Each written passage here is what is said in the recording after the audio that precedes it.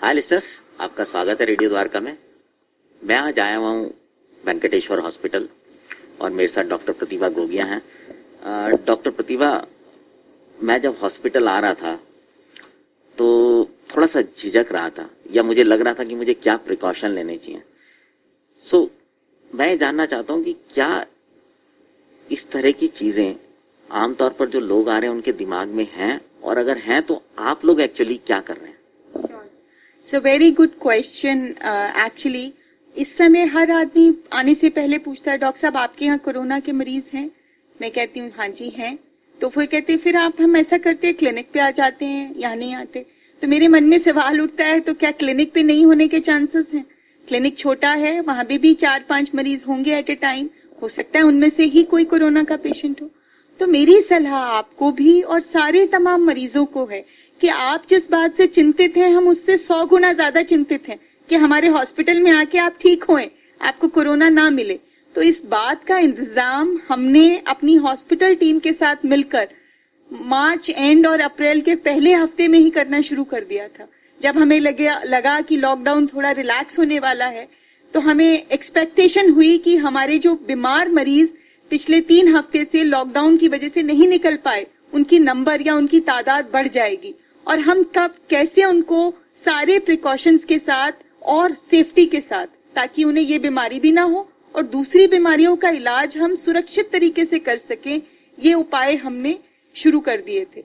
उसके तहत हमने बाहर अपने दोनों दरवाजों पे 3 एंट्रेंस हैं, बाकी सारी एंट्रेंस बंद कर दी हैं।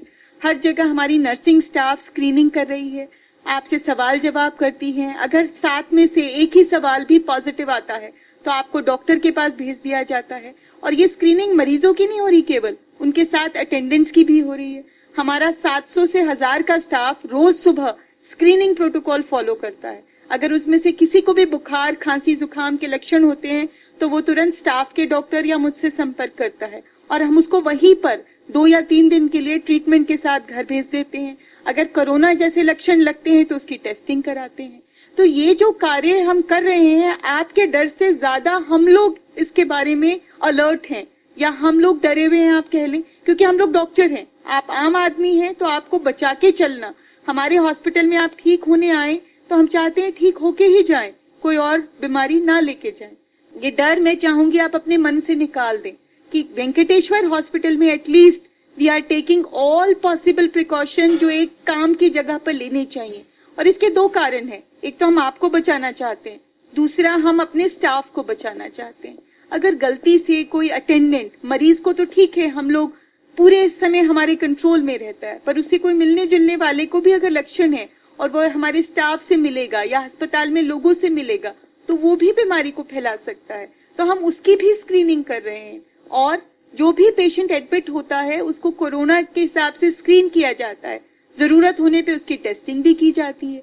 अगर वो टेस्टिंग कोरोना नेगेटिव आती है तभी वो आम मरीजों के साथ मिलजुल पाता है, तभी उसको ऑपरेशन थिएटर में लिया जाता है, तभी उसके बड़े प्रोसीजर्स जैसे एंडोस्कोपी या ब्रोंकोस्कोपी होते हैं, ताकि उसका इन्फेक्शन किसी और को फैलने की संभावना जो है उससे वो लेस देन 1% रह जाती है।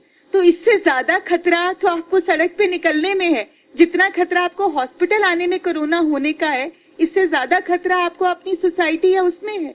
तो we are trying to make it a safe atmosphere for all of you.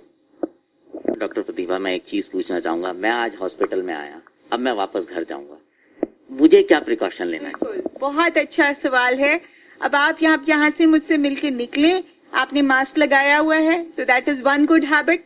जब मुझसे आप बातचीत करके निकले तो अपने हाथ सैनिटाइज कर ले। जब आप हमारे अस्पताल से निकले, दरवाजे को खोले तो उसके बाद भी हाथ सैनिटाइज कर ले। जब आप हमारे अस्पताल से अपने घर में घुसे तो अपने बच्चों को या अपने घर वालों को डायरेक्ट टच ना करें। घर जाके अपने कपड़े अलग धोने में डाल दें, take a shower, take a bath, अपनी चाबी, कार की को सैनिटाइज कर ले, ठीक है, और उसके बाद you are as safe as anybody else. Doctor Pratibha, आखिरी में आप कोई हमारे जो सुनने वाले हैं, हमें देखने वाले हैं, उनके लिए कोई मैसेज देना चाहेंगे? श्योर, 2 ही मैसेजेस हैं मेरी तरफ से। एक तो 31 मई को है नो टोबैको डे, तो I request all my listeners से no to tobacco, no smoking, no chewing of tobacco and even no to electronic cigarette. और सेकंड मैसेजेस है कि कोरोना से डरे नहीं, लड़े, और बीवी से डरे, लड़े नहीं, प्लीज। सो लिसनर्स, मैं आखिरी में यही कहूंगा कि जो दोनों मैसेज दिए हैं डॉक्टर प्रतिभा ने वो बहुत ही अच्छे दिए हैं। सो अब आपसे विदा लेता हूँ। सुनते रहें रेडियो द्वारका, एक कदम कल की ओर।